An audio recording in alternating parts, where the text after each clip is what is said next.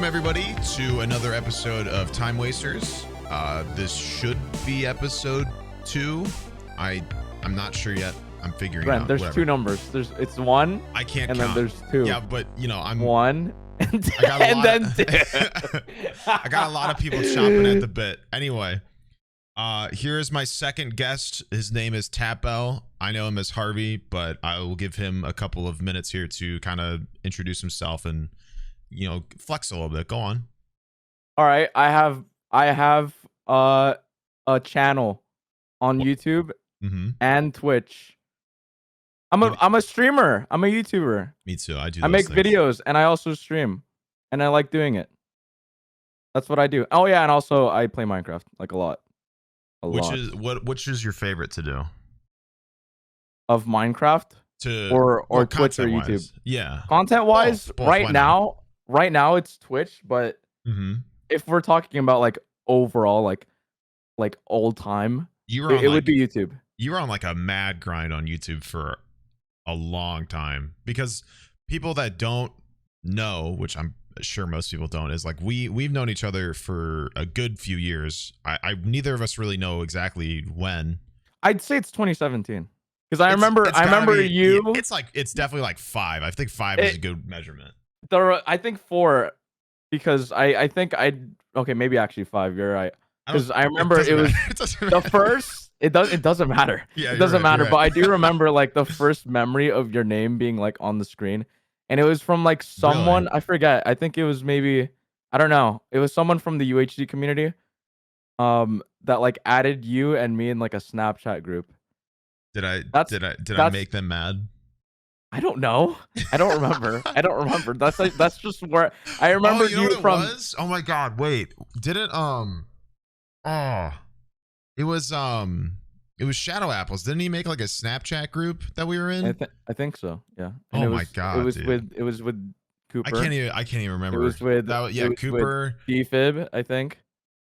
I don't even know, dude. It was with a lot of UHC people. That's what I remember. Either way, this had to be 2017. We've known each other for I was probably like a freshman in college, maybe. When did you graduate?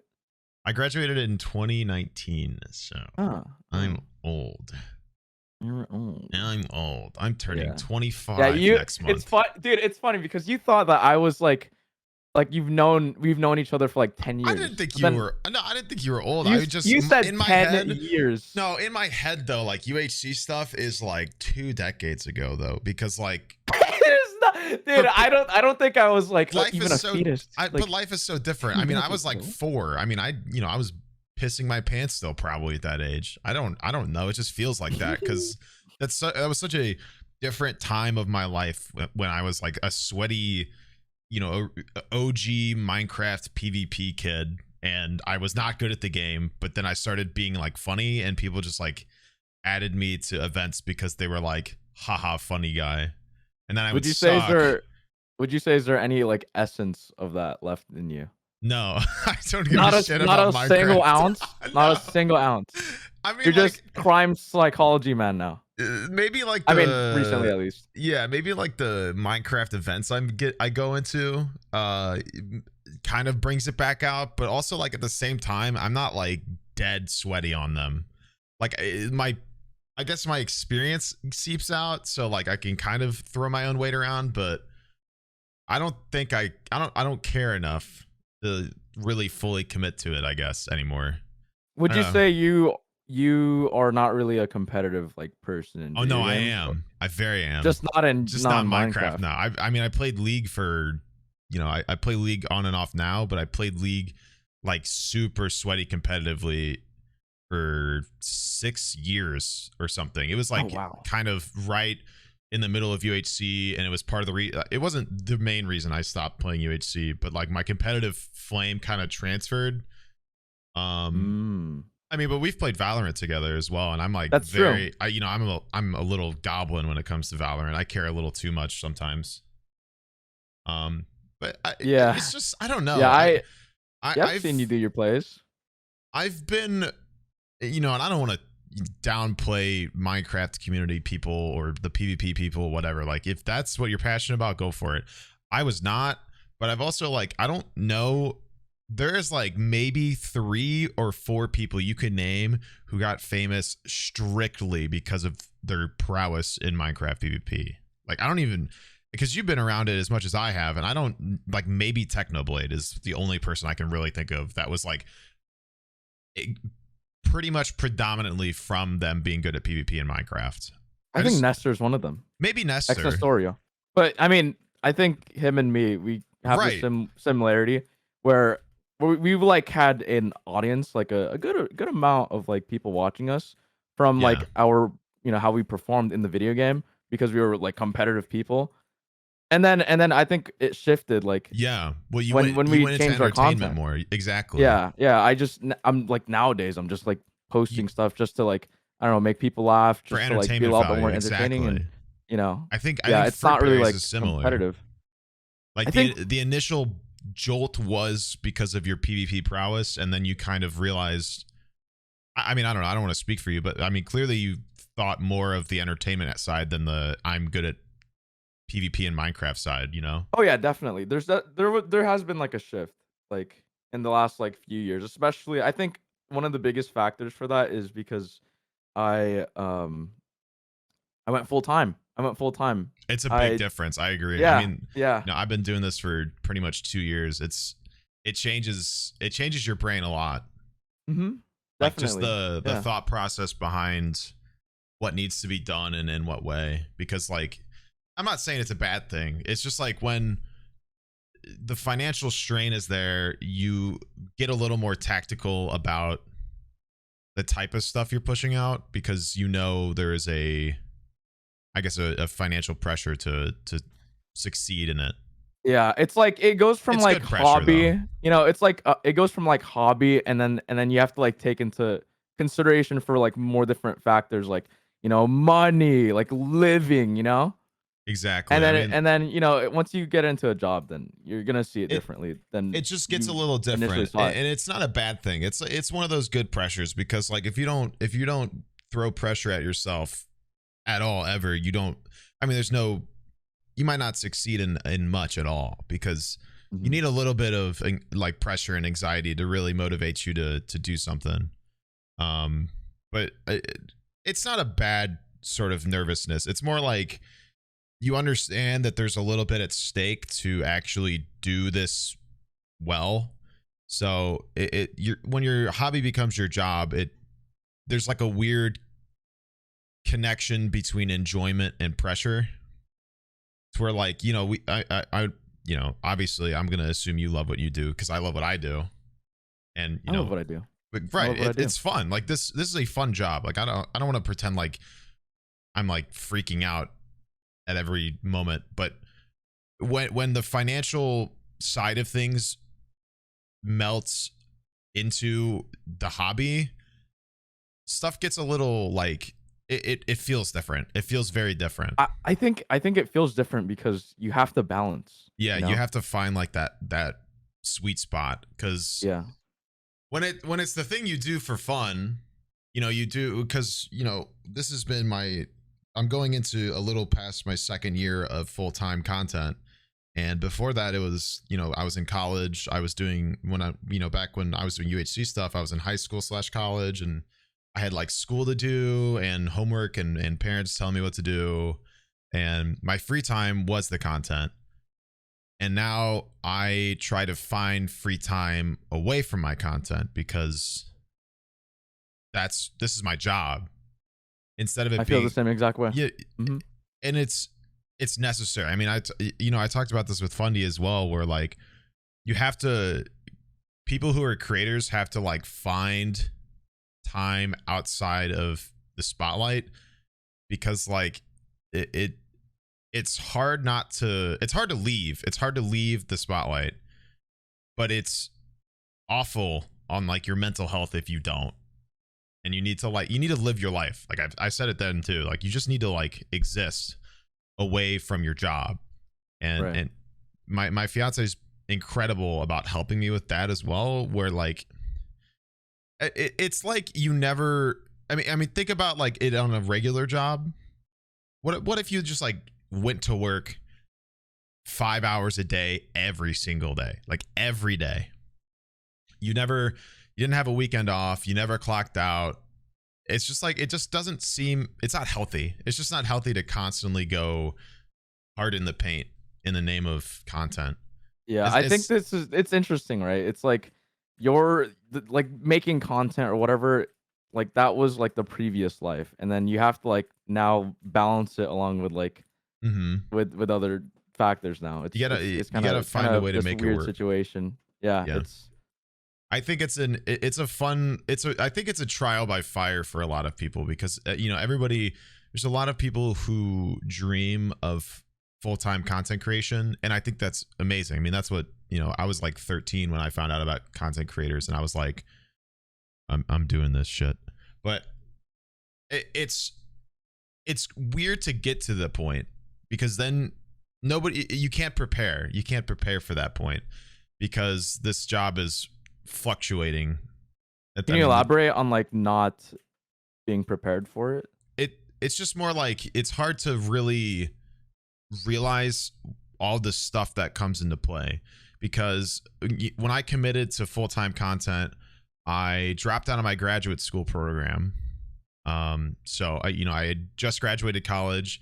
I committed to a master's program. But then I realized that my master's program was taking away from my content, and my content was not only paying for my rent, but it was paying for literally everything. You know, I didn't have a different job. I was doing content when I wasn't doing my master's program. And I was like, I'm literally like, I'm financially hurting myself by taking time away to do schoolwork, to go to classes, etc. Right?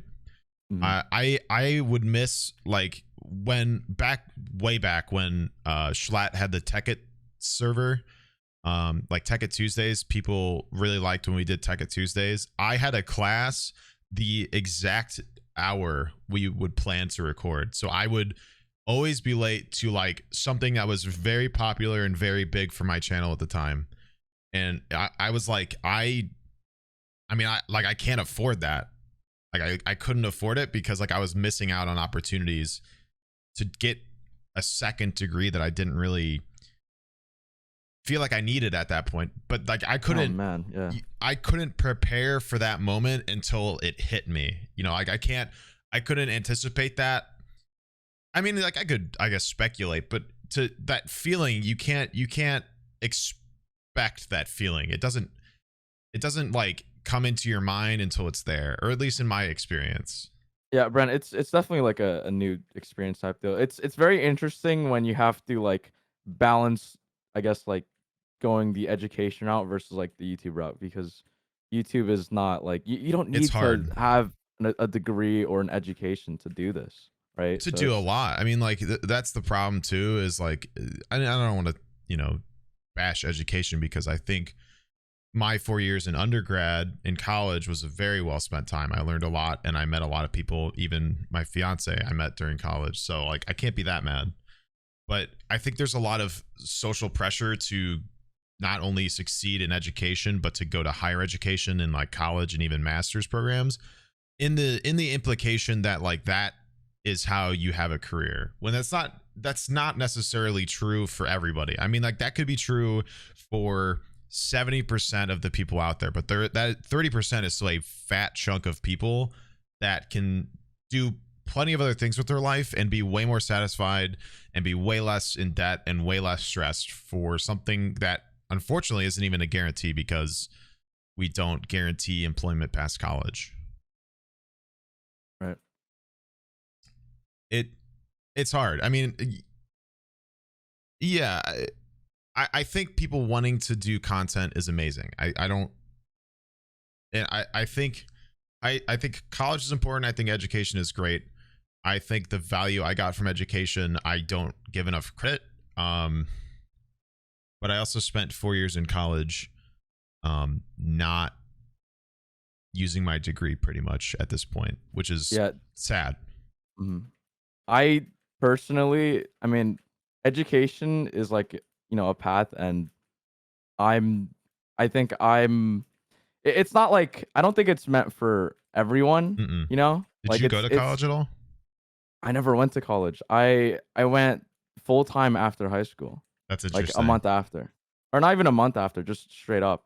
Yeah, because I didn't have my blow up until I was like a senior in college. So like I pretty much didn't have a choice in the matter.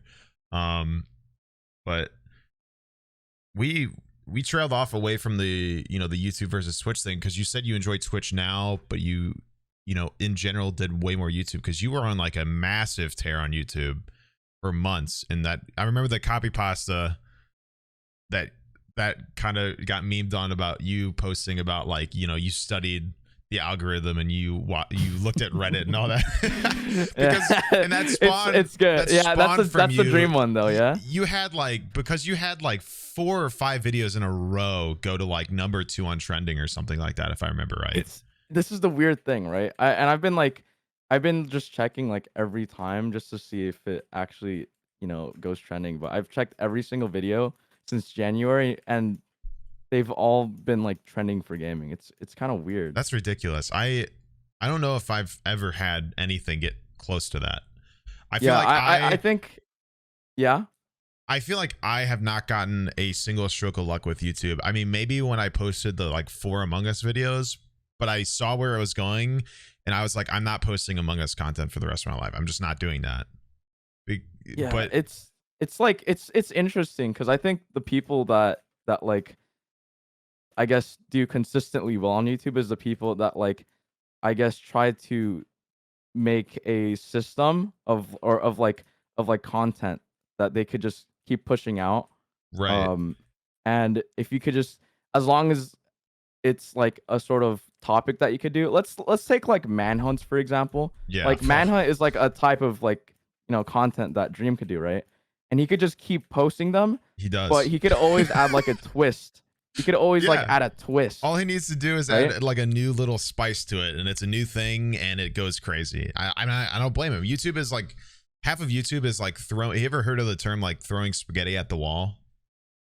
Yeah, yeah. Yeah, Maybe not spaghetti, but I mean, pretty much the point. Like the analogy is like, spaghetti is in a ton of strands, and you can throw like a cluster of it, and some of those strands stick to the wall, some of them fall right off, and you see which strands stick to the wall, right? So like people will make content, they'll make content, it'll do okay, boom, one big video goes crazy, they keep making that kind of video, you know what I mean? I thought it was about the sauce. No, this buttered noodles, no sauce. Okay. The sauce gets put in once the spaghetti sticks. That's the new flavoring of the theme. We're getting real metaphorical here. I'm hungry. I know, I'm hungry too. I need to eat. Yeah. Yeah. YouTube is interesting. I feel like I've always struggled with YouTube. I don't love it. A lot of people, they try to find like their niche, and like I think to get successful, to do the content that you really want to do, you just have to keep trying to do different things. That's the thing, right? is people get so disheartened by one thing going bad that they don't want to do more, and that's YouTube's biggest issue, is the fact that everything on YouTube is compared to your previous thing, and it's so discouraging to have like an absolute banger of a video and the next one's immediately like, well, you didn't get as many views as the last one, so that makes it a problem, and you need to keep posting because you're gonna fail. There's such a mental like warfare that you have to just like tell yourself it's an awful system, and they know it, Oh, because man. it's motivation. It's a motivator. Yeah, it's motivation to keep posting because they want you to make them more money, and it sucks. It sucks. And part of me kind of doesn't post a ton because I don't want to deal with it. But also, like, I mean, like, I'm also lazy in that regard. But I'm also like, I don't want to have to keep up with the mental gymnastics when I'm already satisfied on my streaming platform. And with this now, I'm finding a lot of passion within this podcast that I haven't found with my YouTube content in a few months. I'm glad to hear. So, I mean, I don't know what that means for my main channel. Maybe that means I have to like find some different avenue and passion to post through, rather than like post the same things and deal with it. But that's my own problem. Well, okay, so to kind of continue the conversation, you said you mostly have been a YouTuber, but you've been liking streaming a lot. So, I mean, let's try to do some like future sight maybe. Like what's something currently that you're working at? Like is there something on the back burner that you're kind of hoping to do in the near future, or something you're currently doing now that's like going against what you've normally been up to?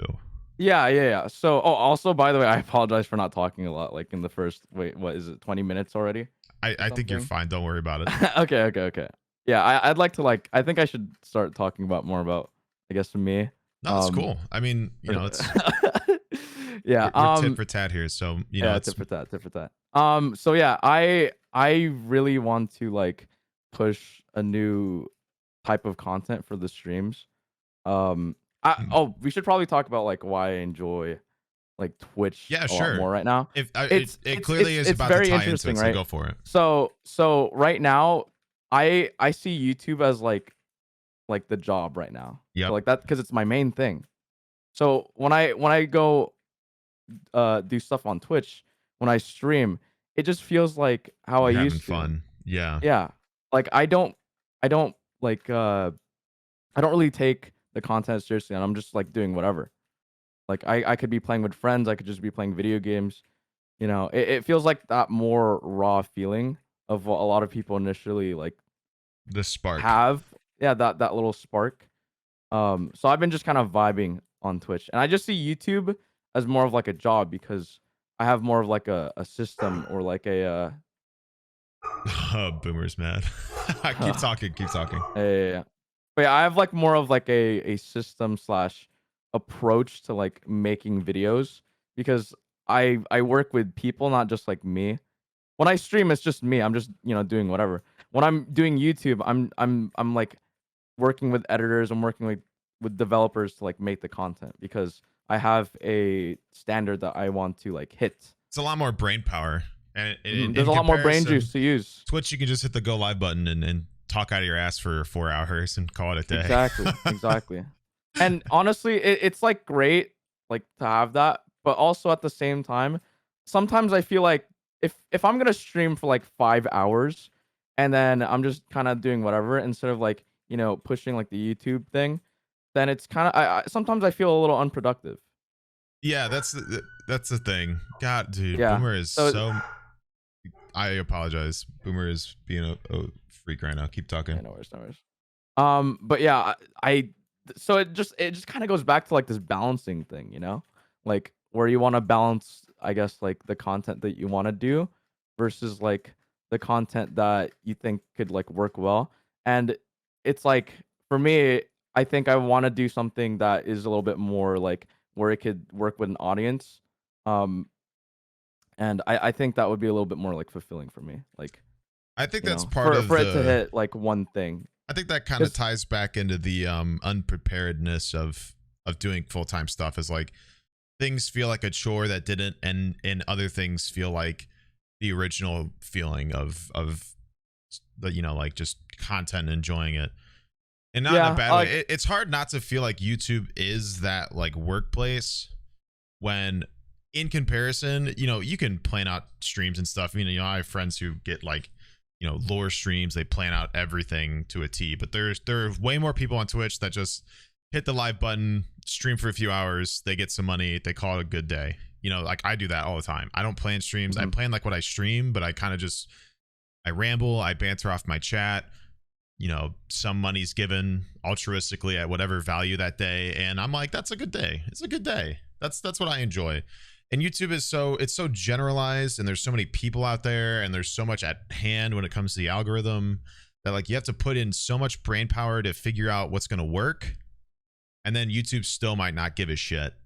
But if it does give a shit, like you make a ton of money because there's a lot of people watching stuff on YouTube. So it's really, I can see why it's super hard to not feel like YouTube is the big job portion of this sort of thing. Especially when, if like, like me, where you go between YouTube and Twitch all the time. Yeah.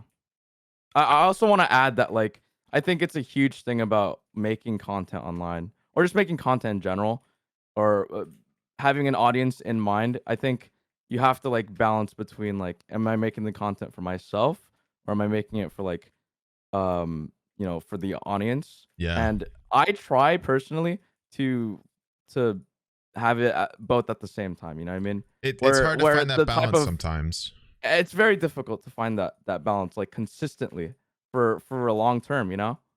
Yeah, Um, I think I struggle with that. I mean, everybody struggles with it. I struggled with it recently with Origin SMP when they added me, because I went from like 300 average viewers on stream to I'd play on Origin SMP when everybody else is around, and I'd get thousands watching me play Minecraft, and I was like, what is happening? And then mhm. all of my friends who they have all sorts of weird wacky shit going on. They're meeting up with each other, they're vlogging, whatever, so they don't play on the server as much, and I'm like, well, I'm getting views, I should just stream on the server. But then it starts to go into, I think I'm doing this a little too much for the viewership rather than for me. So it was like, cut it off at the head immediately, like get rid of it. So you cut it off in the head because you wanted to like Yeah, because I felt like more I was streaming it because I liked the views and I knew people liked the server rather than for myself, because like I would stream and it would be just me, and it became like a gag that I took over the server and I was alone. And then like it was kind of like, oh, that's the lore, Sneeg is by himself, everybody left him and he doesn't know where they went and he's losing his mind. And it was like, it was a that's funny, not the lore I initially. yeah, it was a funny bit. It became like a funny bit for my channel and my viewers. But then I was like, I'm doing this a little too much for like not my own sake, Mhm. So I cut it off. And with the stuff I do now with the React Andy like true crime stuff, I have put like a leash on it in a bit where I'm like, I could watch hours of this the entire stream, but I don't want to. And I know my audience would. I'd keep the views, I'd gain the follows, but I'm like, at the same time, I feel like it would be exhausting, and then I would lose kind of my enjoyment with my content. And you can't, when it's a full-time thing, you can't lose that enjoyment, because then you burn out. I mean, there's too many creators that full on burn out because they just do the wrong things for the wrong reasons. Yeah, you know what? I actually have a example of like the burnout thing. I Mm-hmm. think UHC was definitely like, I think so as well. I think yeah, when it first mhm. appeared and I got like 1,000 subs off of it on YouTube, and I was like, holy shit, like this is incredible, things are working. And then it was like, post every UHC ever, join every UHC, post UHC content, all of it, all the things. And Yeah. Mhm. it became like hard to realize what a small scope UHC had in comparison to the rest of content creation at the time, because it was working in a way for me, and I was like, this is my thing, I have to post this all the time, every single thing, all of them, all the fucking time, like I can't stop because it's working. And it's just not how it works. Yeah, that's kind of how I was during when I was doing UHC, because I was doing these Minecraft UHC butt videos, Yeah. and it would just be a UHC, and then there would be like a random scenario that I would be doing, and then it would make there's always a twist with the UHC videos, and it made the stuff interesting, and I made I think approximately 200 to 300 videos of it, of just like different twists Right. And it over the course becomes of like like a year and a half or something like that, maybe just 1 year, but it yeah, becomes a struggle of like you're posting quantity rather than quality, and you kind yeah. of you lose that spark and that genuineness that really makes content like strive. There was a big motivator that caused me to like start uploading very frequently. And Sure. I think there was like a really, because this was during the time where I was out of high school, and I think the Minecraft UHC but trend, I was Big. like, I guess one of the bigger YouTubers that were like a part of it. For sure. I that was during the time where I was still like trying to make sure that I could, You were you good. know, Yeah. yeah, like I was good to go. Because going out of high school, I had like, I needed to do something, you know, to make this full time and make it work out financially and just overall to like give me like leverage slash what's the word? What's the word? Oh, not leniency, but it's like it's not leverage. It's a different word. It's I think. Oh, dude, I can't think of it. I know exactly. I know the exact word you're thinking of, and I can't think of it either. Yeah. It's like leverage. It's not comfort. It's not like a comfort. It's not comfort level. It's like room to work with, where you feel like you're okay. It's like I'm trying to figure out the word. Oh my god. Oh god. I'm trying to figure it out. It's a word that like you will have. Yeah, you'll have. I'm sure somebody will. Just explained it. I'm sure somebody will say it. I literally said the whole definition. I really wish. I really wish. I hate these moments. I hate these moments. I hate these moments. I hate these moments. I can't English. I know what you're saying though. Is like you kind of go with what works, even if it's against your mental health. Because like at that was definitely me when I first did it. When I first dropped out of my master's program, and I was like just paying for my house at the time, and I the money wasn't like big, but if I was doing the right things, it was there, and like that's what I needed to have. Like wiggle room. Like you needed like that room, that space to be like okay with doing what you're doing, but like having the financial stability to stay functional without doing other things. I'd say safety net. Yeah, like still not the word. Safety net's a great word for it too. I don't know. It's not the word we were thinking of, but safety net is definitely like a synonym. Bare minimum in this situation. I should also definitely like mention that when I was doing the UHU stuff, when I was like I guess doing like my first year of being a full-time YouTuber / streamer or whatever, it was like out of high school, and my parents, I had like this huge expectation to go to college beforehand, right? And I had to make sure like most 18-year-olds in America at least. Yes. I had that push like pretty much all of my childhood to like, oh yeah, you're going to college. And did they have like anything in mind that they wanted you to do, or they just like thought you needed to go to college? Just to go to college to be like secure. Yeah. And I do like security, I do like being secure and just I didn't really protest it. I had 2 older siblings that went to college. My parents wanted me to go to college for broadcasting, and I told them no. So it's ironic that I have a what podcast, is broadcasting? like radio and like announcing, doing like sports broadcasts and the radio and just like using your voice to talk about shit, which I guess is like I made a podcast. I guess. Are you proud, Mom? Yeah, and finally. You have podcast voice. Yeah, well, that's probably why. It's like I think. Excuse me, I almost burped. I think since like high school ish, my voice kind of dipped pretty fast. So I've kind of had, I mean, like my voice was still a little high back then, but I think even now, like it's kind of kept the same level, just maybe gotten a little more tenor. But my mom really wanted me to do like broadcasting, and I was like, Mom, who the fuck listens to the radio? So I went and got a criminal justice degree, and now I watch true crime videos on my streams, and I guess that's what I use my piece of paper for, is to look at crimes. I don't know. Fuck. I can't really relate with like the college stuff because I've never been to college. Anyways, yeah, I really, hold on, let me think real quick. Give me 1 second. Sorry, Boomer kind of like. Sure. Yeah. He's a menace. He really is. He is a bit of a menace. I think Hannah's on the deck outside because Hannah set up bird feeders on our front deck upstairs. Mm-hmm. And she, this is a funny little side note. I don't know if she'll be mad I mentioned this, but it's a funny thought process.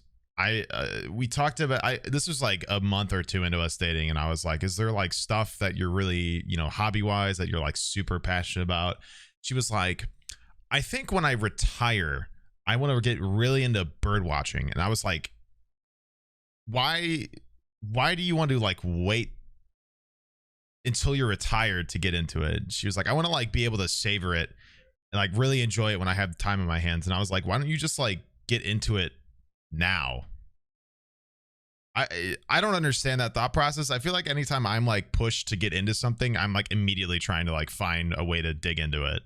But she set up some bird feeders by our deck, and I'm actually getting in real time texts from her about a hummingbird going to the hummingbird feeder and a cardinal going to the bird bath. So she's, I guess she's not retired, but now she's getting into bird watching.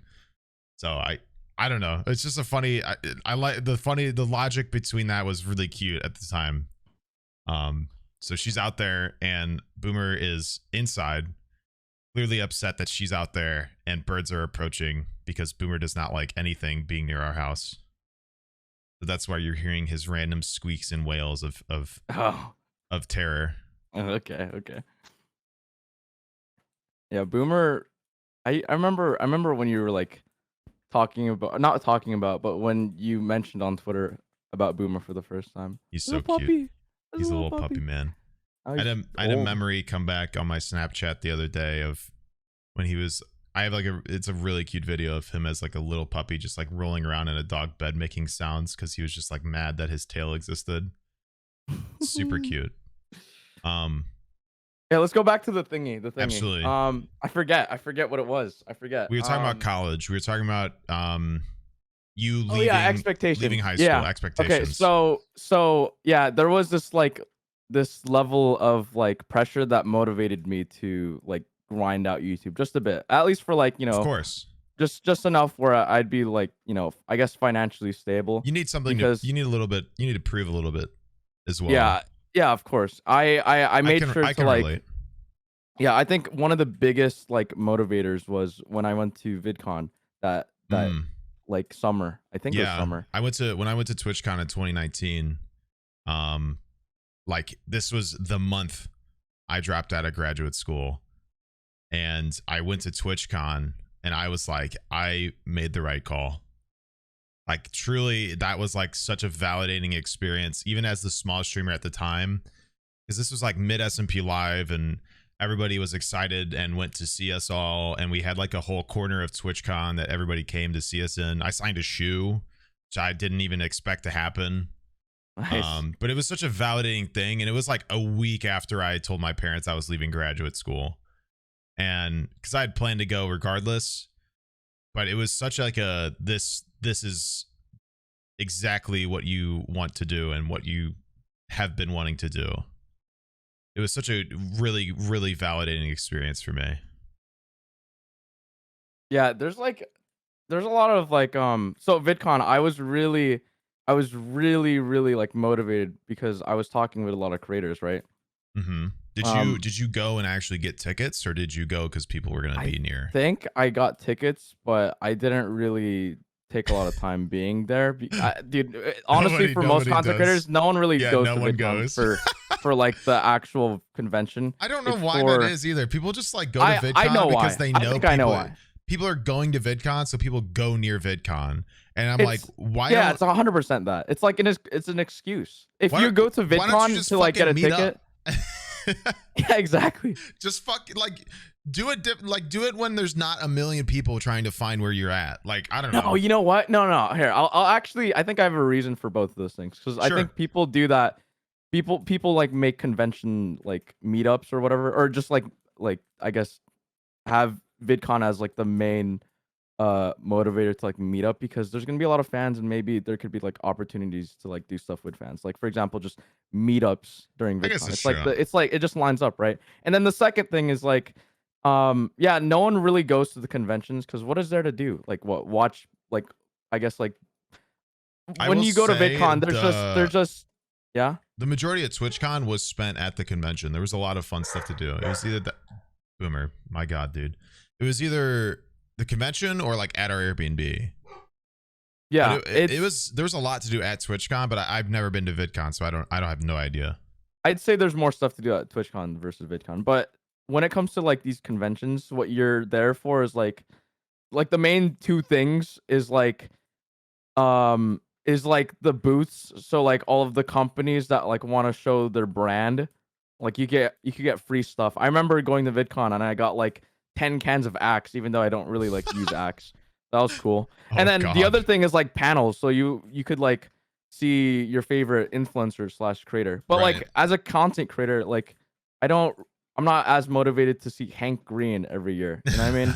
Like I'm more motivated to like go with my friends and just like experience LA together, or like be in Right. an Airbnb and just have a good time with them, like outside of the convention. So that's kind of like the two big things about like VidCon. One of the funniest things for me at TwitchCon was Connor Eats Pants had a meetup panel at the time, and we sat in his line and walked up, and I pretended to take a selfie with him, but it was a video, and he like knew who I was and like thought it was a picture, and I was just like, we went up there and just fucked with him for like a solid 5 minutes. It was really funny.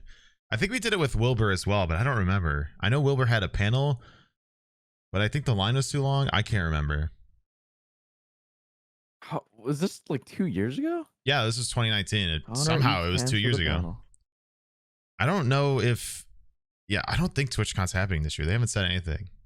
Yeah, I think there are rumors, but be given LA County already kind of said no masks, or you have to have a mask indoors. Like St. Louis has done a mask mandate by now too as well. So, but I don't know. I thought about VidCon because I don't think TwitchCon's happening, but I'm also like, I don't want to go to LA as a variant of COVID is kind of resurfacing, but that's a whole different topic. Yeah, and also like VidCon is going to be nerfed this year, like regardless.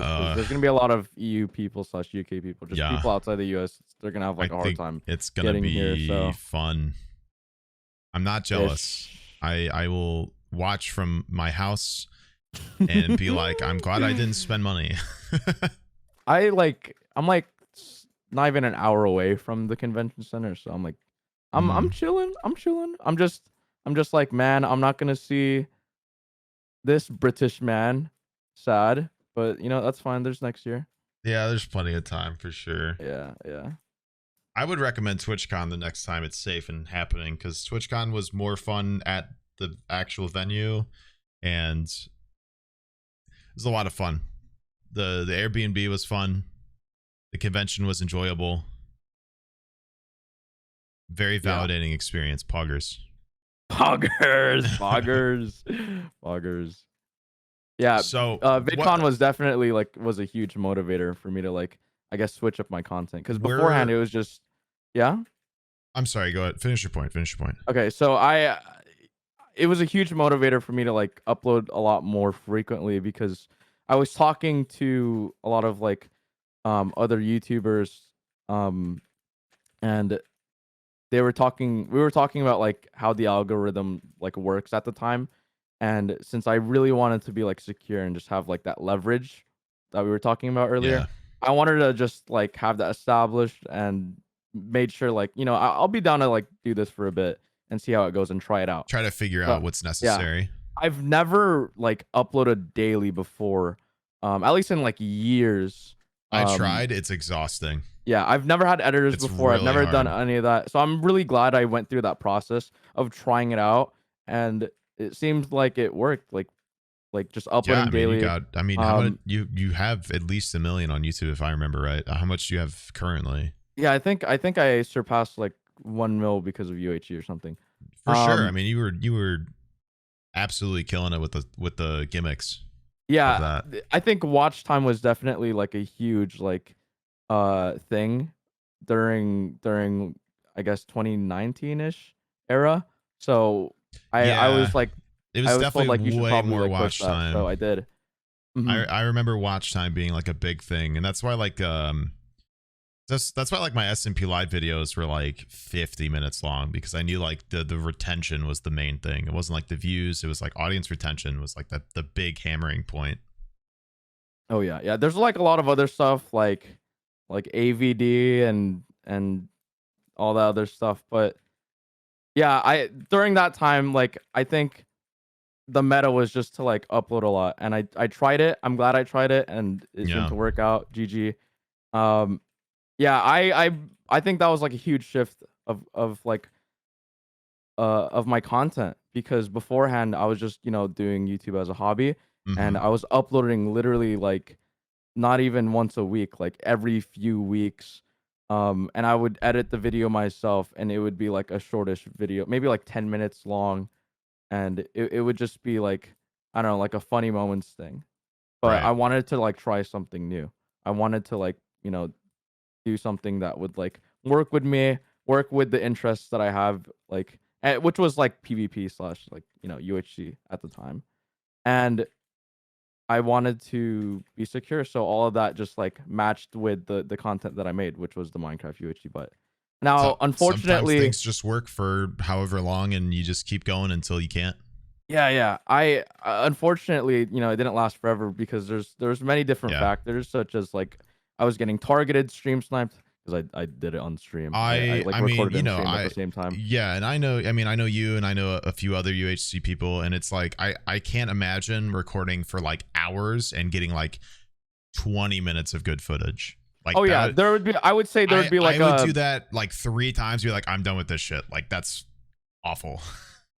Yeah, it's like rough because like beforehand, I think when I started doing UHC content, it was a lot easier because there wasn't really like a meta. By the way, I was like recording on my own server, so I had Mm, like the freedom of using my own plugins. I had developers like make plugins for me in order for me to like do the that's content that I sick. needed to do. So that was really nice. Yeah, I But can imagine. unfortunately, like when it comes to like having a game mode on a server, on a public server for people to play on, then While people you're will end up, streaming as well. yeah, especially, yeah, on top of me streaming, there is like a meta that forms over the course of like whatever amount of time, and I guess it formed within like a year or so, where Hmm. people knew like how to like play it exactly, like regardless of They the found what, twists. yeah. Yeah, And and I always got rolled like every time, and and it was really hard for me to make the yeah, content. and So they're like, not. But the yeah, whole point is for you to make the content, and they all show up to shit on you to where you can't I make the content. I did like, okay, yeah, Which is I so wanted to make weird. sure to make content, right? But I Right. also wanted to try the server thing too. So I think what you did is smart though, because you live streamed it, and that's like you got like your audience to interact with you and to show up and like help you fuel the content. And I think if you look back at it, that partially fueled your your average view count on Twitch now, because like you would push Yeah, that, like you yeah, could in real time join the event and be on the stream and then be in a video potentially. yeah. I So wanted to just try to make sure that the content that I do just fits as many things that yeah, I want to do at the same time. whether you did it on purpose or not, I think that was a clever way to kind of transfer your big YouTube audience into your Twitch streams more. Oh yeah, definitely. Like I wanted to do Twitch stuff, so I just merged like all the like to do it at the same time. Like it's essentially like Smart. stream highlights, but then just like working as a YouTube video as well. Hmm. So like that's also edited, and it just all worked out. I think it's a Um, smart way to do it. I think YouTube is a big platform. Even though Twitch is like a normalized thing, I think YouTube is just so massive that it's not easy, but like it can be as simple as mentioning that like you did all of the stuff on this video on your stream, and people who are interested in streaming could potentially come right over. And now it might, we could talk about like the I mean, conversion like rate. Like I like in terms of like building an audience on Twitch. Honestly, one of the biggest things that you could do is like convert um a audience like on a different platform that has a better algorithm than Twitch, and then just convert like your audience and transfer them to like a different yeah, I platform. mean, Like people don't really go to stream. Like I get the handful of people that are like, you were in my recommended, but you don't get like a lot of viewers because you were like recommended. There's no trending tab on Twitch. You don't get like recommend. I mean, you get recommended, but like in comparison to people like watching recommended stuff on YouTube, it's night and day. Like YouTube has such a better way of showing you new stuff that it's super easy to get your face out there and your content in you said comparison. Twitch or YouTube. For YouTube, it's easier for Yes, YouTube just 100%. because Yeah, it's I agree with that. things go viral, things go trending. You're recommended because you're associated with, I know Wilbur Soot. Wilbur Soot's video has me on the side because somebody liked a tweet of mine and they follow Will and he follows me. So YouTube's like, you might like this guy. So they find my video and then they find I stream. So they go to my stream. Like, it doesn't have anything to do with Twitch's ability to push out recommendations. It's more, I think YouTube is very good at fueling interest. And even now, like we see way more people watching things they're recommended that they're not even sub to. Like people watch like unsubscribed recommended videos all the fucking time. Like it's a massive thing to get. My recommended is YouTube's algorithm is huge. TikTok's algorithm is huge. And you could just tell like a lot of people that are big on Twitch has grown like their TikTok/YouTube first. And there's a reason why, like, right. You know, their audience carries over. It's really hard to have an audience solely from Twitch. I mean, I think I am a little lucky in that regard because I feel like I kind of blew up through Twitch and it fueled my YouTube a bit, and now my YouTube kind of fuels a little bit of my Twitch, but it's mostly Twitch for me. But I don't think I'm like a commonality. I don't think a lot of people, I think maybe somebody else is like Phil, because Phil died on his hardcore world on stream. Yeah, that was a pretty viral moment. But I don't think a lot of people blow up through Twitch first, you know? Yeah, I think I remember watching like Ms. Kiff talk about stuff like this, and like he was like, I remember him talking about like doing collabs or like doing stuff with people on Twitch is really huge. Getting your name out there is like massive because the association in the algorithm helps you way more than people think. Because if you think about it, like you watch a keyword. You're thrown into the association of that person. Yeah, so, and it's like I think that's the reason why there's like big organizations of like streamers. Yeah, because like collaborations are just huge on Twitch, especially for Twitch. I mean, like YouTube, obviously it helps a ton, but like being able to interconnect audiences and stuff is absolutely ridiculous. I share a weird amount of audience with Ranboo, and I have streamed with Ranboo like maybe once or twice during Origins. Like I don't feel like we've done a ton together. And for some reason, if I stream and he's streaming and he ends stream, there's a very weird chunk of people that go from his to mine. And I think he's rated me like a single time. I've talked with him on stream like maybe 3 times. You know, I talk to him occasionally through DMs and stuff. Like I gave him some BuzzFeed stuff to watch because he wants to watch some Supernatural videos. But other than that, like I don't feel like we do much at all in the name of content together. But for some reason, we interacted like a handful of times, and now there's a weird portion of people who watch him and then transfer to me the second he's done. A weird portion of people? Yeah, like a strangely not like weird in the sense that I not don't the want weird them. people. The portion is weird. The portion is weird, not the people. Yeah, don't get me wrong. I love the people. The people aren't weird. The size of people. Okay, you don't know the individual person, but there can be a percentage of people of them being most weird. of them are pretty great when they show up. I call them boobers. They think it's funny. But did you say boobers? Yeah, that's amazing. I don't know how it happened, but I said it once and they thought it was hilarious. So, but there's like the amount of people is weird because I feel like we haven't done a whole lot together in the name of content, and somehow like that little bit alone made like this weird transfer. I think it logically makes sense, but it just feels weird. It feels like it feels like not a lot was done, and I feel like I do a lot more with other people, and that doesn't happen comparatively.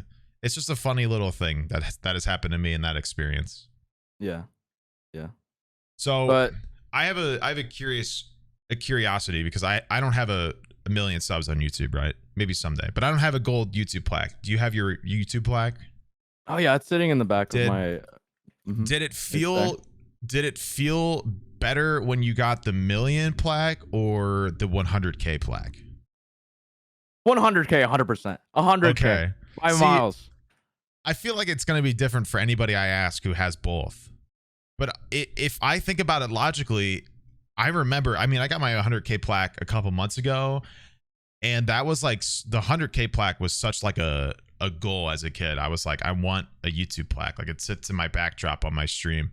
Yeah. And I remember getting it and looking at it, and I was like, it's fucking real. Like it's real. Because like the 1,000,000 one, I can imagine is an incredible feat. But it's technically one that's been met once before.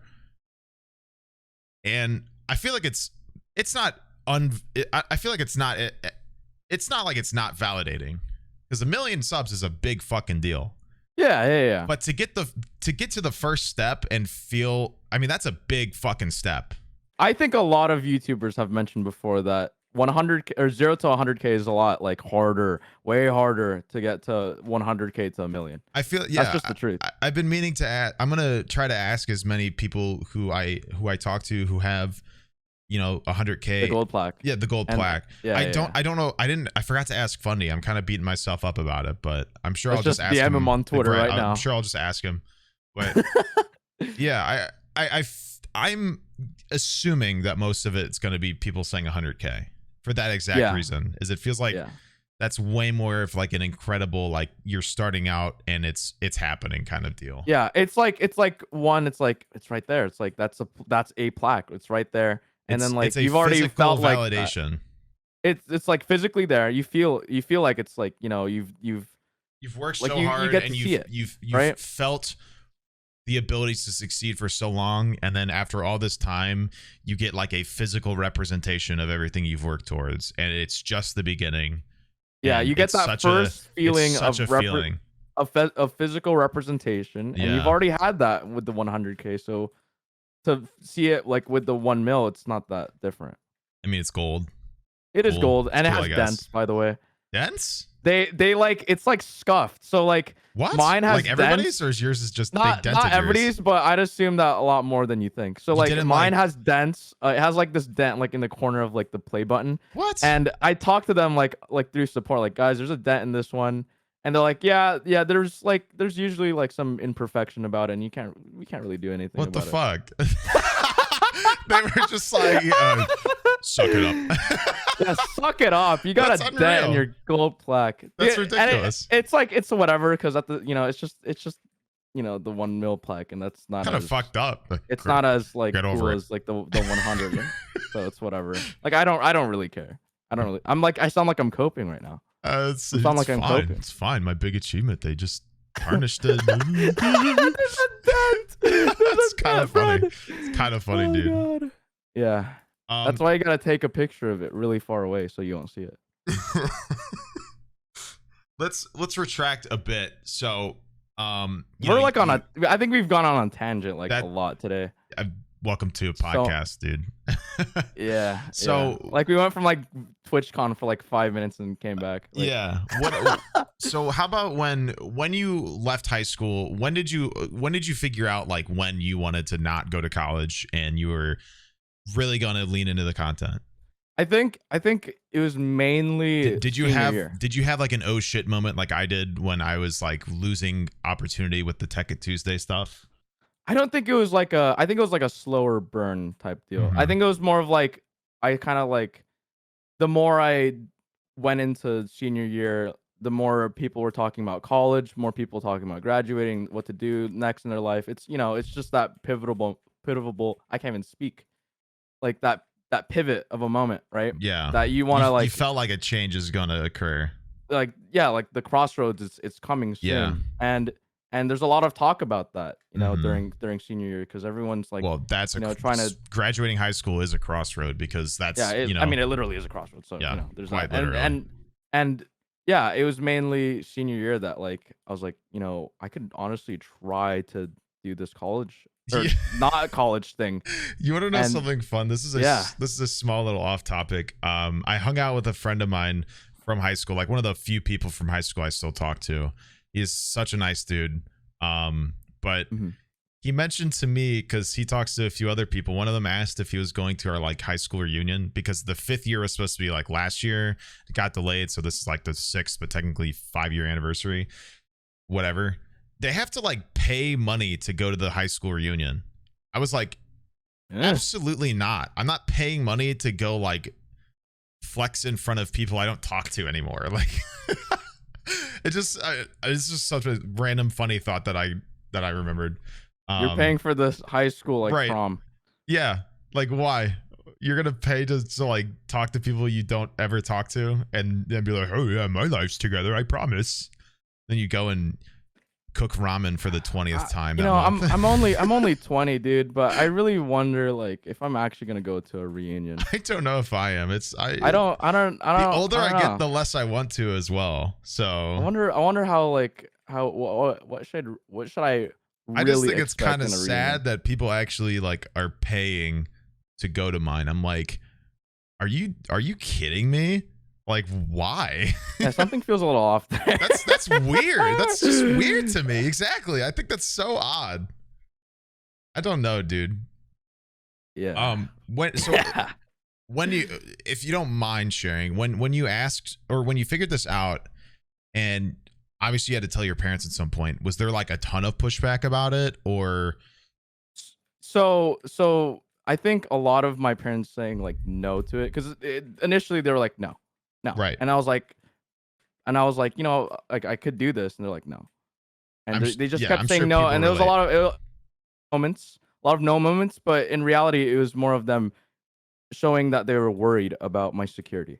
So absolutely, I think I had to do so I came up with a solution. So I came up with a resolution to, I don't think it's a resolution. Is this a resolution? Or I guess like compromise. Yeah, like sure. A compromise. Compromise is probably a good word. Yeah, compromise is a good word. To just do a gap year. Just do the gap year and just see how it goes. Like there was no gap year. You've fallen into my trick, Mom. Is a gap year like? Is it like you have to go to college, or is it like? It can be. So there are programs that like let you take a year off and then take you the next year, but like you can also just like not go and then apply next year. Okay. You can do it. You can do it through a school. Like a school can give you money to go after a year. Oh. Okay. They could like secure because it, maybe they make you like I think somebody I went to high school with like took a gap year somewhere, but like he committed to a school, and that year he like traveled and did stuff because he was doing like photojournalism and stuff. So like they like helped him go to places and see things and photograph. So like I think there's like built-in gap years to colleges, but also like you can definitely just like not go and then apply it next year. Okay, interesting. Yeah. So we were just throwing the term gap year on. I hope that's considered a gap year. I hope I don't know if it's not a gap year, I don't know what it's called. Anyways, yeah, I just gave myself 1 year to just try it out and see how like the YouTube stuff would go, and then I just made that year like a really good year, and it worked out. Clearly. And then I'm good to go, and they literally have zero worries about like my future now. I guess like financially and like all that type of stuff. I feel similarly. I didn't do like a gap year or anything, but like my senior year of college, I started blowing up, and I was making money off of streaming, and I was like, what is happening? This is weird, because gaming and money is a weird concept. Yeah, but yeah, it is. You know, at that time I was still, I applied to graduate schools, and I had pretty much already committed to a graduate program when I started blowing up, and I knew that, and I was okay with it, and I was like, I can definitely do this, see how it works, whatever. I graduated, I got home, I moved into my parents' house for the summer after I graduated college, and within like a month or two, I was like, I literally can't live here and do my job. So I moved out, and then a month or two into graduate school, I was like, I can't do graduate school. It's getting in the way of my literal financial stability. So I ended up having like maybe a 10-minute discussion with my parents about it. Like they were concerned, but I was like, listen, I have a degree. I'm making money doing this. I'm paying for the house I live in with this. I'm doing this. And that was pretty much it. I mean, like, I don't think a lot of people have similar discussions. I think I've honestly, I think one of the biggest like turning moments, or like I guess the shift of like my parents' worry was just when I showed them like proof. How much I was making. Yeah, exactly. I showed them like evidence. Like I showed my mom my like analytics tab, and she was like, "There's just no way," and I was like, "You better fucking believe it."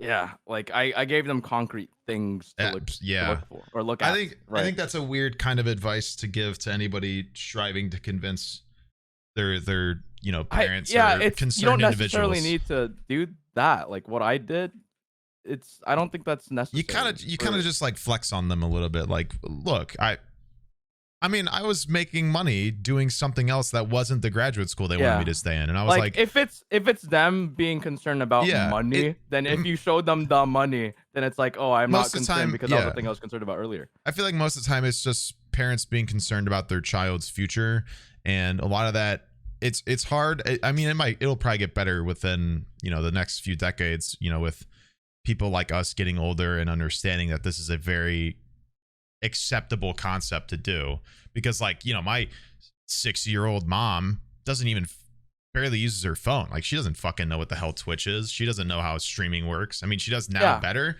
but imagine like trying to tell somebody who was born before video games were even a thing that I'm making money off of it. Like, that's a hard thing to prove. Like, just the concept. Like, it could just even be simple as them not understanding the concept of how they make money. Like, exactly.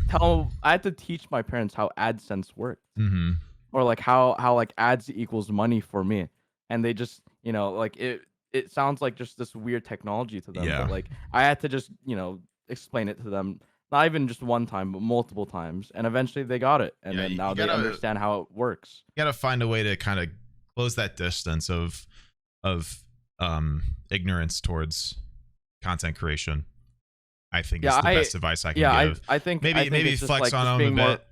I kind of was just like, I'm paying for a whole ass house by playing Minecraft, so I don't think I'm gonna stay in school. That's pretty much what I said. It really, your mileage may vary. Like, if we're talking about like just, I guess it depends on your parents and their concerns as well. I feel like a lot of parents are just concerned about your financial capabilities and your future, pretty much most of the time. Like it's understandable. Like, YouTube is a risk because it's just kind of like your own business essentially, and you know, sometimes it's since it's a creative like industry, like you got to keep one yourself month in you check could do well, a and then too one much. month you could not. So yeah, like you're not gonna have a fixed rate. It's hard to do. Well, I mean, streaming. I mean, streaming stereotypes are, you know, January's awful, December's amazing, September's awful. That's huge on YouTube as well. Yeah. Oh, wait, September is awful? September/late August, because people are going back to school. It's the same with January. Like, people go back to school, they get busier. But like December is, you know, winter break, Christmas. Everybody's jovial. Tons of people are watching. It's usually a good time for most people. Yeah, that's probably one of the very few things that's consistent about like YouTube/like Twitch. Yeah, there are a few trends that you can very much anticipate. One of them's being school coming back and summer and winter breaks. Are and big. Like, the thing that you'd have to rely on most is like trying to make sure that your content is engaging and making not taking it personally either. It's hard not to take that sort of thing like to heart. And then there's that kind of worms of like, you know, the mental strain of like making sure you're not being I guess like an over analytical Andy to the point where it's gonna affect your mental health. To where to where you literally hate what you do. Yeah, and like it's just like, what even is the point of doing this anymore? Right. You know what I mean? So it's hard. Yeah. It takes a lot of work. I think, you know, even going into my second year of full-time creation, it's just it gets better. You find better ways of handling it, but then like new ones appear, or like the same ones come back when you least expect it. So it's just constantly being able to like push away that sort of like I'm doing terribly, I'm failing. I really want to like, I really hope that like the next generation of content creators can like have a secure way of knowing like how to like handle this like mental thing. I hope they have less because I don't think Google's in their face. I don't think, and I really hope they do, like if there's any chance. But like, I don't know if these like big media/tech companies are gonna care about like, they don't, to just like I don't know, like make it not mentally straining. Like, nope. You know what I mean? That's what makes the money, dude. They want you to stay. Exactly. So it's like kind of cursed there now, right? They want you to stay locked in, and nobody in charge really wants to change it, despite the effects it has on people's health. Yeah, I hope like that next like generation of content creators, like I hope they like know how to just handle it. I hope I hope there's a better handle on the whole thing, because stuff can be very scary, dude. I mean, you got people making, you know, alternate Twitters to tweet other things because they feel like they can't tweet on one account but can tweet on the other, and I'm like, why don't you just not fucking tweet? I'll be honest with you, like, you know, there's been so many moments where I think I just need to have like a therapist to talk to. Yeah, about, like, honestly, it's probably better. I think that's better huge for you. It's not a problem. Yeah. There's not. Yeah. I honestly, I don't feel like I necessarily need one, but I feel like I could get something. I mean, everybody can get something out of one. I think the issue is it's been demonized, and getting therapy implies that something is wrong, and that's just not true. There could be, and you might need help figuring that out, and that's okay. But you can also go, and you might figure out there is something wrong, and you didn't even know. I think it's not necessarily like if something's wrong or not. I think it's just inevitable for life to just throw you wrong things that you have to just Like, I mean, you don't expect, you never expect it. I mean, and it's like it's just inevitable. If you expected every bad thing coming your way, you would not feel like shit ever because you would prepare. You'd be prepared. You know what I mean? Yeah. So I mean, like, they can be useful. Like, some people need them. Most people could use them. People shouldn't feel bad because they need. You can talk to somebody about anything, and legally they can't share that. I mean, like, you can walk through something with somebody for basically no repercussion and even get some advice out of it because they're professionally trained to help you. I mean, like, that shouldn't be demonized, in my opinion. Yeah. I think there needs to be a lot more like talk about mental health towards like content creators or whatever. And honestly, I gotta shout out somebody that like helps a lot. There's this channel. Also, I think they do Twitch. Healthy Gamer GG. Oh my goodness. They talk a lot about like mental health and like life coaching towards like gamers, like people who just play video games. And like, you know, and they also do like a lot of interviews with Twitch streamers and like their experiences with mental health towards like their job. I think Nihichu even did an interview, so I recommend like listening to this guy talk about stuff. I think that's part of the point of this podcast as well, is like, I feel like I know so many people who do content and I don't have a different way of talking to them enough.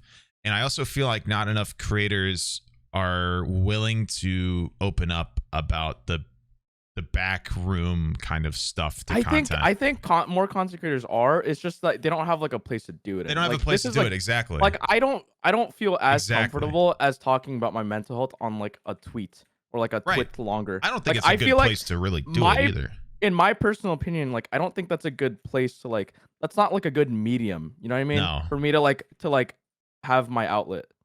Exactly. For like Twitter wants you to think it is, because Twitter wants you to stay on its app.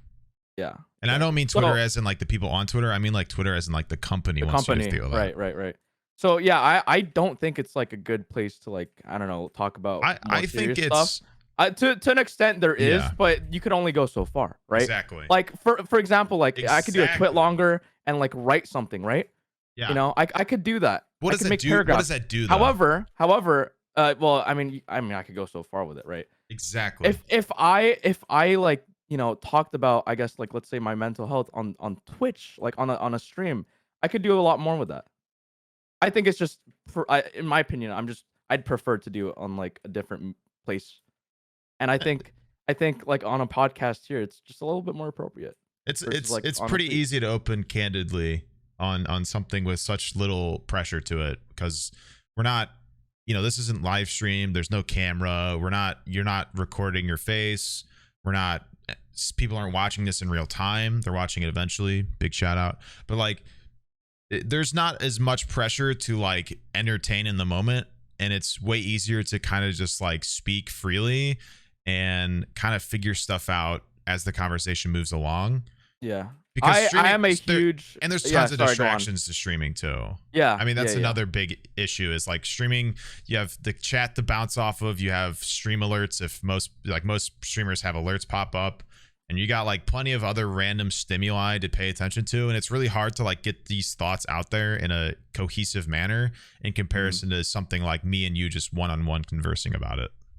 Yeah, of course. I am a big believer of like verbal communication over like texts.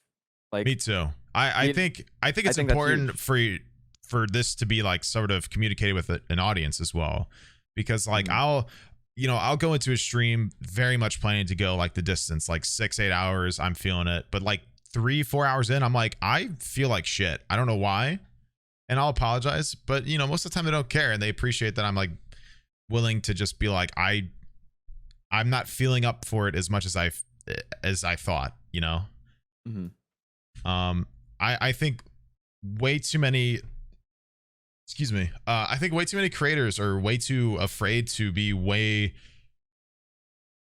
I'm saying way too much. I think people are too scared to be a little more vulnerable in the terms of their mentality. You know what? You know what, Bren? I'll be completely honest with you. There's a lot of times where I would feel like I can't be vulnerable because it's hard. It can be scary. Yeah, because when it comes to like having an online personality, you're also mixing that with like, I guess like your brand. You know? And like your brand is you. People have an idea in their head of how you behave, and when you go off script and be yourself and act candidly, it's like some people don't like that shit because they're like, why aren't you being funny right now? This is not like what I expect. This is not the person that unfair, by the way. It's your brain making shortcuts, and if it's I think it's very self-centered to expect a creator to behave a certain way for your sake, when that person is their own person just wanting to make people laugh or even feel better, and that could be facilitated by them being a human. I mean, being able to relate to the person that you are an avid fan of is such a big thing for so many people. Yeah.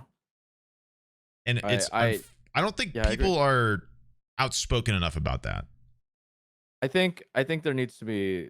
I like this podcast because it allows me to outlet this. I had a lot of compliments about me and Fundy's conversation as well, because we talked about this sort of stuff where like, content creators, we all do different shit. Like it's you can't compare each other because we do different content, we do the same job, but we do different things. So it's hard to compare, but we also have like weird amounts of relatable things. Like we both struggle. We both had like a conversation with our parents about content. We showed them the proving factor, and we've both been full-time for so long because we found that little burst of popularity and we pushed it. But we also did that doing two completely different things, Yeah. So while every creator is unique, and it's hard to, you can't compare. It's unhealthy to compare yourself to others. But at the same time, like we have so much in common that like I don't think we talk to each other enough about. I think it's healthy to tell that to your audience, but not even creators will like let you know what's on their mind sometimes. And it's difficult to really feel like how many people are candid out there when nobody wants to really express. Yeah, there's sort of honestly stuff. Like when it comes to like content creator talking to another content creator, there's also like a lot of factors why content creators talk to each other in the first place. It could be just they'll just they could just be friends and just talking about their daily thing. But there's also like it's also often where content creators are just talking to each other for work. It's business. Yeah, I think what's the problem for me is I'm way more on the side of like all these people are my friends and I like just talking to them. I really don't care what the matter is. I just like hanging out with people. And I think way more people there's a lot of very business oriented creators, and I don't think that's a problem. I don't think there's an issue to I that. would consider myself as a business orientated content creator. I'm within that. Yeah, So, I don't think it's an issue. yeah. I feel like I'm way more and it sucks for me because I feel like a lot of the time when I do interact with someone who's way more business oriented, and then like I don't feel like there's like a friendship level of stuff there, I take it a little too personally because I'm expecting the same from them. And that's like an issue with me, is like I'm a little too like we're all friends and then I get, curbed or ghosted or whatever, because content creators are all awful at communicating most of the time. And then Yeah, I and take it a little yeah, too to heart, and I'm like, well, this person hates me, obviously. And that's just not fucking true. I mean, yeah. creators I are think. busy and our schedules are Mhm. everywhere, and nobody really knows what their schedule is. So Yeah, it's you're really, describing a job. yeah, Like you just I exactly. think for every content creator, I think every single person that's doing this content creation stuff, they should probably figure out like, if you're talking to a person like doing stuff with them, you should probably like what's the word? What's the word? You should Communicate. no, you should identify like if I'm talking to them for work, if I'm Yeah. talking to them because they're a friend or both, you know? I think in a way, And I think I this think is there's like a definitely, level of expectation, I think with this is those an example different of both categories. as well, because obviously this is a little business oriented, and I get a little bit out of it, and I think you get something out of it, and your audience gets something out of it. But I also think Mhm. like we're kind of just having a conversation between two friends at the same time. So like Yeah. it, there's a balance here that I think is communicated off the bat, and I think it turns into something useful for other people to hear, which is like kind of where I'm finding my footing in this podcast, because this is the second episode. I mean, I haven't figured out everything, but I'm finding more and more I have conversations like this, and I'm like, this is the podcast. Like, this is what I'm here for, and this is what I Yeah. hope more people show up for, because like I don't think enough creators are vulnerable often. Yeah. I and you I'd say you'd be also like open for other stuff about this too. Like Oh, of this is a course. you'd regard this podcast as like a developing thing. Yeah, 100%. Yeah. I mean, I think the whole thing is the point is we don't really talk about anything super in particular. I think I have a lot of friends who are content creators because I'm a content creator, so we kind of just have conversations that kind of delve into this, Mhm. and I'm not mad about it. But Yeah. if I have somebody on the show who doesn't talk about this sort of thing, I don't really care. I mean, it's more just me wanting to be able to talk to interesting people and see where our conversation deviates, and maybe some people will listen. So For sure. um but I mean, we could talk about, more creator stuff. I'll give you a choice. Do you want to talk about something like way off the topic of content, or do you want to talk more about inside of content minds? Um hmm. Sorry, say that again. I kind of just blanked Would out. you rather have a do you want me to ask you something like more about content creation, or would you rather like get more like just life or like personal about things? I think we could talk about more about like I'm mostly down for both. Mhm. I don't know. I feel like I need to talk more about like I You don't don't have to know. talk. You don't have to talk more about anything. You can talk about whatever you feel like obligated to talk about. I mean, that's the whole Okay. thing. Yeah. Yeah. Yeah. There's no pressure to do one or the other. I just thought Mhm. I'd give you the choice, but I can just figure one out if you don't feel particularly pulled in either direction. Yeah, let's talk about the content stuff, yeah? Sure. Um. So I kind of alluded to it earlier, but like, what is did you have like a moment as a when you were a kid similar to me where like you saw something in the realm of content and you were like, this is it, like this is I'm doing this, like did you have like that oh shit moment, I want to be a content creator, or you feel like you just kind of fell into it?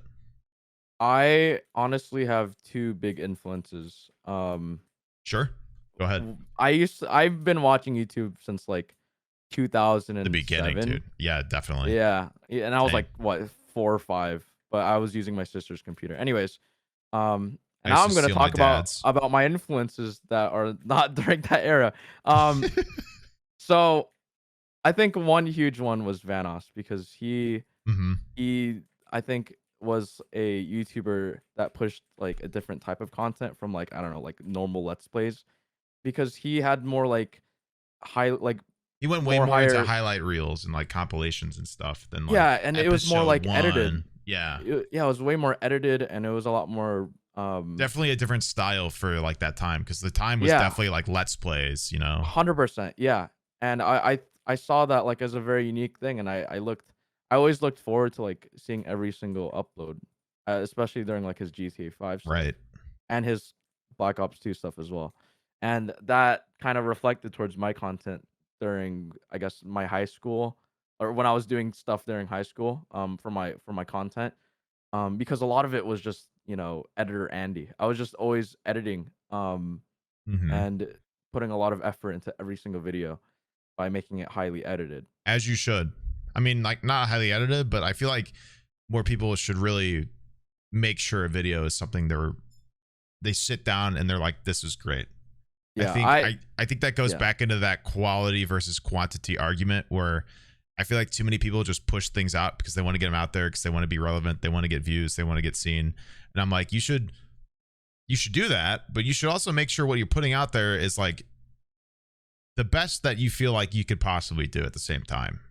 Yeah, because if you do get seen and it's a absolute sizzler of a video because you put in that full percent, I mean, you could make your career based off of it easily.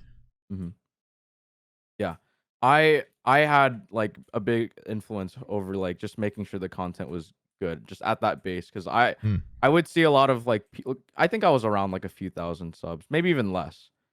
No, I think when I was doing even mobile gaming, because I started doing content as like a little mobile gamer with my little iPhone 4S, and I used like a unjailbroken Which like game app.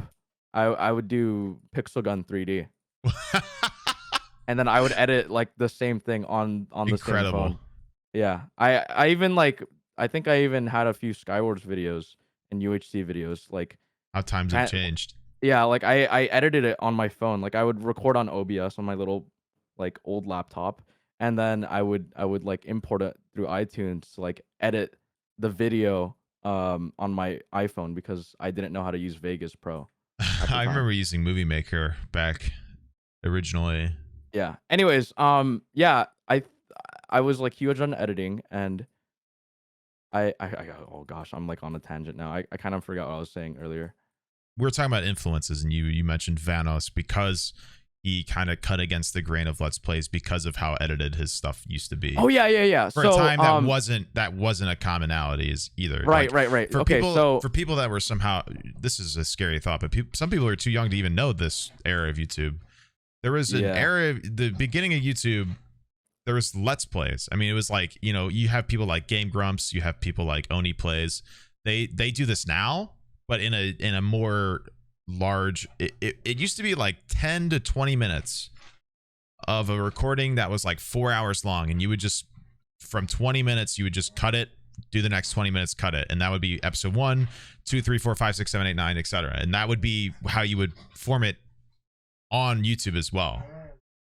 Boomer is, what are you doing? I don't know if the mic picked that up. This dude's going crazy behind me. Dude, I heard a cow. Anyways, he's like groaning behind me. Yeah, dude, the fact that you had to like explain Let's Plays just makes me feel old. I know somebody's gonna have no clue what we're talking about though. So I felt the need to explain that. That's good. That's good that you did that. Oh my god, I feel old now.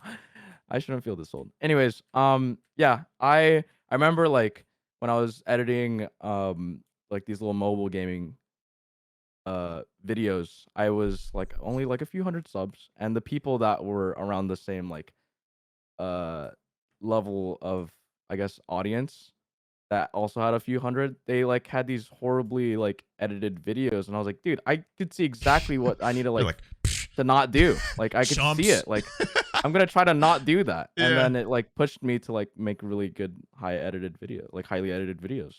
So there was that.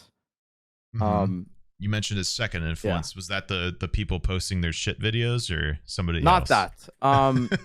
But that was kind of a sub motivation. Another motivation is, I think, dude, I remember watching him like since he had like 80K subs, but maybe even 30K. I don't remember. Maybe 80. FaZe Jev is a huge influence because I really liked his personality. Like he uploads daily. He uploads like he's just a COD like content creator that just like posts him like play games and just talk about whatever. But I really liked his personality because it was a very genuine personality, and I like that. And I like I think it's huge for like every content creator to show their genuineness. Like, I agree. I 100% agree. I think I think the candidness is what really makes a creator shine, and that's really what solidifies an audience because they can identify with you as a person rather than like the funny voice man, you know? Yeah, yeah. But FaZe Jeff is, I mean, how he does his content, he's like he never puts on anything, right? Right. He always is just himself, and he's just playing video games and just talking about whatever. But just by being himself, he is like really funny, and he's a huge inspiration. And I look at that, and I'm like, that's really cool. That's really cool. It's a very like it's like so out of the community as well of like because you would think that like a Minecraft YouTuber like me would be like, oh, this guy does Minecraft, Dan TDM, and then there's just FaZe Jeff. Yeah. He likes Minecrafters, and you're like, nope. FaZe I used to Clan.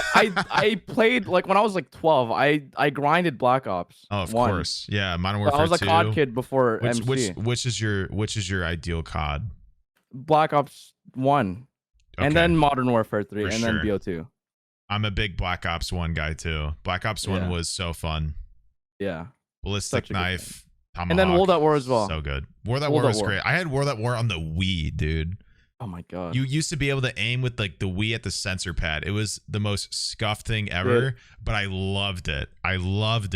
I was like so obsessed, and it was one of the big reasons I ended up getting an Xbox because I wanted to play more COD, and I was like, this kind of sucks because of the controller, and I was like, I wish I could play like with a regular one and like etc. Oh so, my goodness. I could relate two different ways from that because really, that's me when I wanted to switch from like Minecraft Pocket Edition to actual Minecraft on the computer.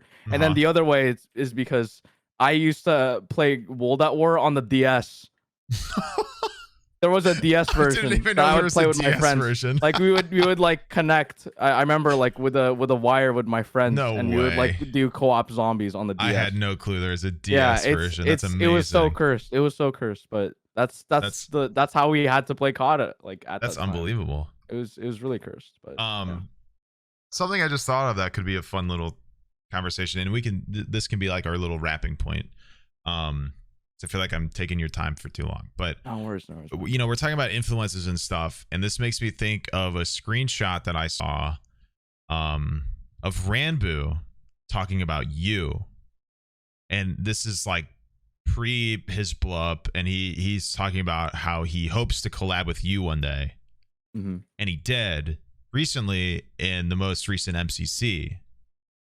I don't know if you guys have talked about this. I don't know if you were even aware of this. I think there was like, a viral tweet that that I saw, and I was like, I added Ranboo.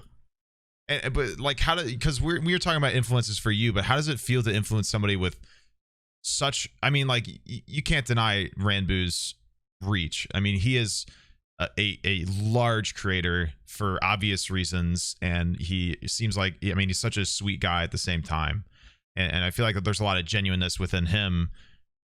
How does it feel to kind of partially be an influence to him and watch and feel like you're kind of, in a way, a part of his content, in the fact that you helped him kind of do the same thing that Vanos did and Jev did to you, where you're like, I like this person, I want to be like this person, and someone saw what you're doing and did the same? I don't feel any different. I just feel like I'm doing what I'm doing.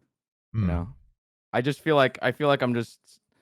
I don't think it has hit me at all. It's a little surreal. I mean, it's a little surreal to think about. It is surreal. Like I don't really think about it. I just kind of do what I do. Isn't that crazy? You know? Yeah, and it's like it kind of goes under the same umbrella as like, oh yeah, you're streaming in front of thousands of people, but you can't visualize it. You can't just visualize. It's hard to. You know, it's hard to unless you really think about it. Yeah. Until like, I don't know, like I haven't had any of that, so yeah, I guess for like that like example with Ranboo. Yeah, no, I still like I don't feel anything still. Like I just kind of it's hard to Minecraft process. Man, still this job playing Minecraft. The job is hard to process in general. It's hard to kind of really wrap your mind around it sometimes. But I thought that was sorry, go on. I just think it's a funny thing to think about because we're talking about inspirations, and I'm like, you're quite literally partially an inspiration to somebody who is one of the largest creators at this point. Yeah, and it's just, I think, a really great example of like how it just kind of is a small world, and just Mm-hmm. how You don't how really, much of an especially influence there. creators don't really see. It's hard to really know how much we affect people until you see something like that as I well. agree, and it's just an example of that. It's like you A, just a don't literal really think example. about it. I mean, Yeah. you can see the numbers and the view count, and you can be like, that's a lot of people. But like to see somebody directly influence and see that evidence, and then see them strive in such a way. I mean, I'm sure I have plenty of examples, but not to the degree of him. I mean, I think that's fucking wild. I mean, and Still don't feel it. I still don't feel yeah. it. I'm just happy that people like the content, and I'm glad that there is an example that people have been influenced by like the content that I've done. And I I feel think like in a way like my work has full been, circle a little bit, a little full yeah, circle. yeah. But we got plenty of circles. Not the only circle that you can ever draw, or whatever metaphor you want to insert.